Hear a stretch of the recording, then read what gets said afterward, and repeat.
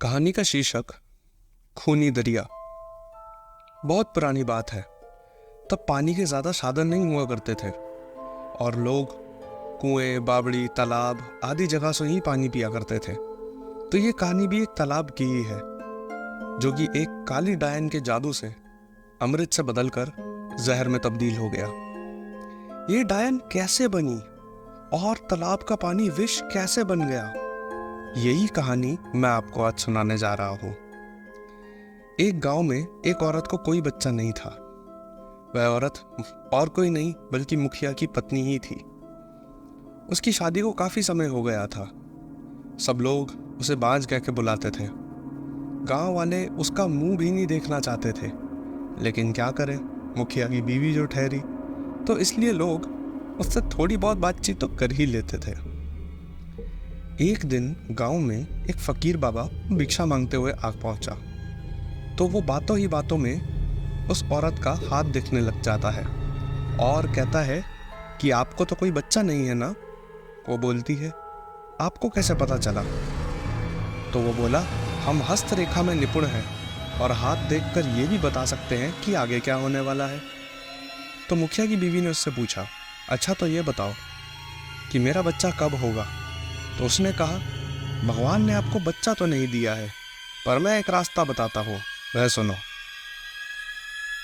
आप अमावस्या की रात को किसी एक ऐसे लड़की की बलि पीपल के पेड़ के नीचे दो, जो अपनी माँ बाप का एक लौता पुत्र हो, और उसके खून से अपने बालों को धोना।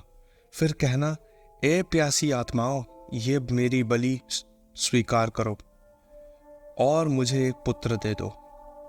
एक लोटे में कुएं से पानी भरना और उसमें उस लड़के के जिस्म के खून की 2 बूंदों को मिलाकर खुद पी जाना। उसके सर के कटे हुए कुछ बालों को लेकर अपनी साड़ी की गांठ में बांधना। तुम्हें अवश्य एक पुत्र पैदा होगा। इतना कहकर वह फकीर वहां से भिक्षा लेकर चला गया। उस दिन के ठीक 3 दिन के बाद अमावस्या की रात थी और उस औरत ने वही किया जो उस बाबा ने बताया था। उसने अपनी ही देवरानी के लड़के की बलि दे दी और खून की 2 बूंदों को पानी में मिलाकर खुद पी लिया और उसके सिर के कुछ बालों को काटकर अपनी साड़ी की गांठ में बांध कर रख लिया और बिना पीछे मुड़े अपने घर वापस लौट चली। अगले दिन मुखिया के भाई को जब ये बात पता लगी कि उनके पुत्र को किसी ने इतनी बेरहमी से मार दिया है, तो वो नंगे पैर दौड़े घटना स्थल पर और बहुत ज्यादा रोए। उस लड़के की मां का तो रो रो के बहुत हाल बुरा हो गया था। तब किसी व्यक्ति ने हिम्मत जुटाकर उसके सिर को धड़ से जोड़ा और उसे नदी में बहाने की सलाह दी। तो लोगों ने वैसे ही किया, उस लाश को पानी में बहा दिया। सब लोग यही कह रहे थे कि ऐसा कौन कर सकता है। सब लोगों के लिए ये घटना चिंता का विषय बन गई थी। तो जब मुखिया घर पहुंचा तो वो देखता है कि उसकी पत्नी तो पकवान बना रही थी और बड़ी ही खुश नजर आ रही थी। क्रोध में आकर उसने ये कहा कि तुम्हें इस बात का बिल्कुल भी दुख नहीं है कि हमारे भाई का बेटा मर गया है। वह पहले मुखिया को ऐसी नजरों से देखने लगी जैसे उसे मार ही डालेगी, और फिर वो बोली, लड़का उसका मरा है, हमारा नहीं, तो मैं क्यों शोक मनाऊं? और हंसने लगी और कहने लगी कि तुम पागल हो, तुम्हें तो खुश होना चाहिए, अब तुम्हें भी पुत्र होगा और वो इस जायदाद का एक लौता वारिस होगा।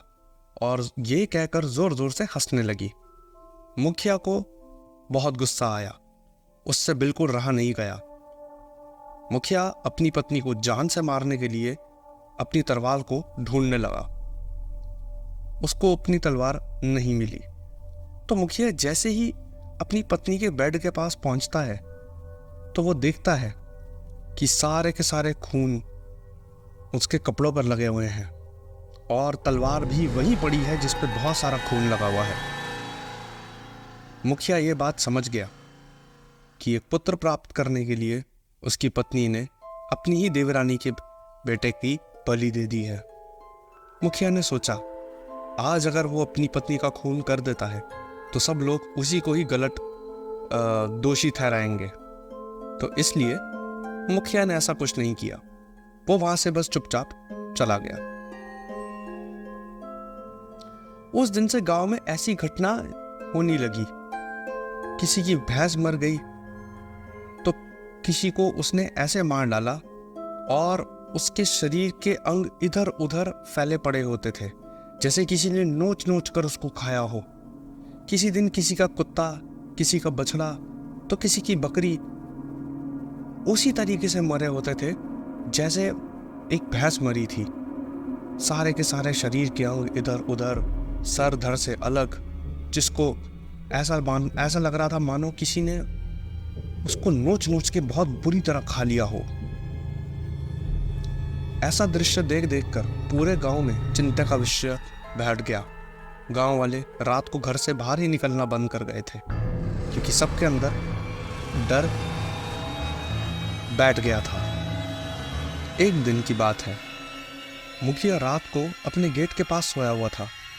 आधी रात के समय उसे गेट खुलने की आवाज आई। वह जाग गया। उसने देखा कि एक औरत जिसके बाल खुले हुए हैं आधी रात को बाहर चली जा रही है। देखने में तो ऐसा लग रहा था कि कोई चीज उसको बाहर खींच के ले जा रही है। अगस्त के महीने की काली रात थी। चारों तरफ से आवाजें आ रही थी, कहीं सियार तो कहीं कुत्ते भौंक रहे थे। उसे ऐसा लग रहा था ना जाने क्या कयामत ढोएगी ये रात। अचानक से उसने एक गाय के बच्चे के बछड़े के चिल्लाने की आवाज सुनी। मुखिया के मन में एक आइडिया आया। उसने सोचा क्यों ना चल के देखो कि मांजरा है ही क्या। वो जाकर देखता है तो गाय के बछड़े की मौत हो गई होती है, बहुत ही बेरहमी से। चारों तरफ उसके अंग फैले होते हैं और उसका सर धड़ से अलग होता है। मुखिया ने आगे जाकर मामला देखने का फैसला किया।